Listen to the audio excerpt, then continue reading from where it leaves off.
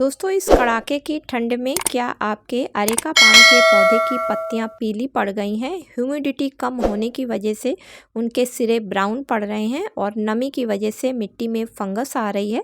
तो आप इस चीज़ का एक बार इस्तेमाल करें, क्योंकि इसके इस्तेमाल करने से आपके पौधे की मिट्टी से फंगस दूर होगी, साथ ही साथ पत्तियों का पीलापन दूर होगा और ह्यूमिडिटी की वजह से जो पौधे के पत्तियां ब्राउन पड़ रही हैं वो ब्राउन होना बंद हो जाएंगी, क्योंकि इसमें वो सभी ऐसी चीज़ें पाई जाती हैं जो पौधे पर से इन सभी चीज़ों को दूर करने में काफ़ी कारगर होती हैं। क्योंकि मैं अपने पौधे पर इसी का इस्तेमाल करती हूँ और रिजल्ट आपके सामने है। नमस्कार दोस्तों, आप सभी का अपने ही चैनल पर एक बार फिर से स्वागत है। तो चलिए दोस्तों, वीडियो को स्टार्ट करते हैं। सबसे पहले देख लेते हैं कि अरेका पाम के पौधे को स्वस्थ हरा भरा रखने के लिए फर्टिलाइज़र के साथ साथ सर्दियों में और किन चीज़ों की ज़रूरत पड़ती है।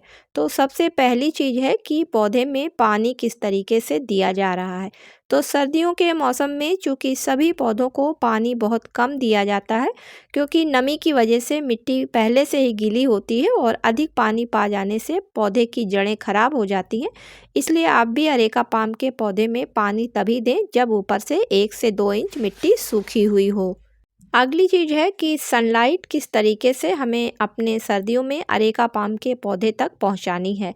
तो चूँकि अरेका पाम को इनडायरेक्ट सनलाइट काफ़ी पसंद है और सर्दियों के मौसम में धूप काफ़ी हल्की होती है, इस वजह से जब धूप निकले तो आप अपने पौधे को कम से कम 2 से 3 घंटे की सुबह की धूप ज़रूर दिखाएं, या फिर पौधे को ऐसी जगह पे रखें जहां पर इसके ऊपर इनडायरेक्ट सनलाइट सुबह से और शाम तक की आ सके। अगली चीज़ है ओस और पाले से अरेका पाम के पौधे को बचाना, क्योंकि ये दोनों चीज़ें इस पौधे को बिल्कुल भी पसंद नहीं है और यदि ये पा जाता है तो इसकी पत्तियां काली होकर ख़राब हो जाती हैं और इसके तने गलने लगते हैं, जिसकी वजह से महंगा पौधा ख़राब हो जाता है।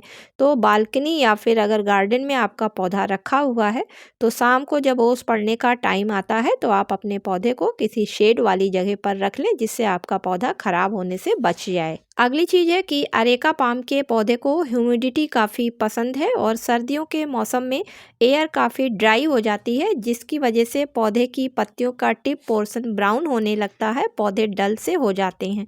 तो जब भी आपके वहाँ धूप निकली हो या मौसम सही हो तो आप अपने अरेका पाम के पौधे की पत्तियों पर अच्छी तरीके से पानी का स्प्रे कर दें, या जो अभी आगे मैं आपके साथ में फर्टिलाइज़र को शेयर करने जा रही हूँ उसका स्प्रे करें, तो पौधे की पत्तियाँ काफ़ी हरी भरी बनी रहेंगी। अगली चीज़ है, सर्दियों के मौसम में भूल कर भी अपने अरेका पाम के पौधे को शिफ्ट ना करें, यानी कि एक गमले से दूसरे गमले में शिफ्ट ना करें, क्योंकि अरेका पाम के पौधे को रिपोर्टिंग करने से सर्दियों के मौसम में उसकी जड़ें डैमेज हो जाती हैं, जिसकी वजह से अक्सर पौधे ख़राब हो जाते हैं।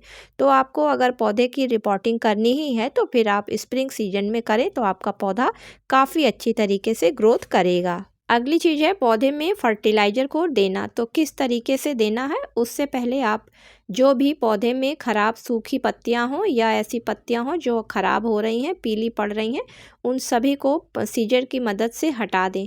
उसके बाद धीरे धीरे करके आप गमले की मिट्टी की गुड़ाई कर लें, जिससे कि आपकी मिट्टी गमले की लूज हो जाए और जब आप फर्टिलाइज़र को डालें तो पौधे की जड़ों तक आसानी से पहुंच सके।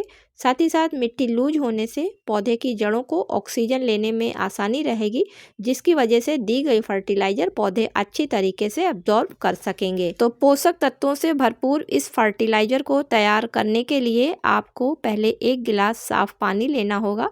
उसमें आपको 1 चम्मच फ्रेश चाय की पत्ती डालनी होगी और 4 से 5 लौंग को डालना होगा। डालने के बाद में आपको उसको 24 घंटे के लिए छोड़ देना होगा। 24 घंटे के बाद में आपको उस पानी को छान लेना होगा और छानने के बाद में उसमें जितना भी पानी है उसका जस्ट डबल पानी आपको मिलाना होगा। उसके बाद आधा पानी आपको गमले की मिट्टी में डालना होगा और जो बचता है आपके पास आधा पानी, उसको आपको अच्छी तरीके से स्प्रे बोतल में भरना होगा। उसके बाद फिर आपको पौधे की पत्तियों पर अच्छी तरीके से घुमा घुमा कर ऊपर नीचे चारों तरफ सब तरफ डालना होगा।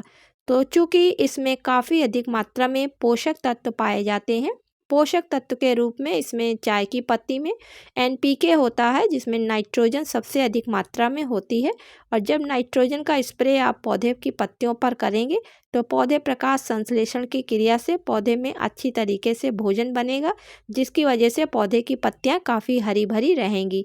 इसी तरीके से लौंग में पाए जाने वाले पोषक तत्व पौधे में रेजिस्टेंस पावर को बढ़ाएंगे, जिसकी वजह से सर्दियों में पौधे हरे भरे बने रहेंगे। तो उम्मीद करती हूँ कि आज का वीडियो आप लोगों को पसंद आया होगा। यदि पसंद आया हो तो इसे लाइक और शेयर करें। मिलती हूँ किसी अगले वीडियो में किसी नई जानकारी के साथ में। तब तक के लिए दोस्तों हैप्पी गार्डनिंग।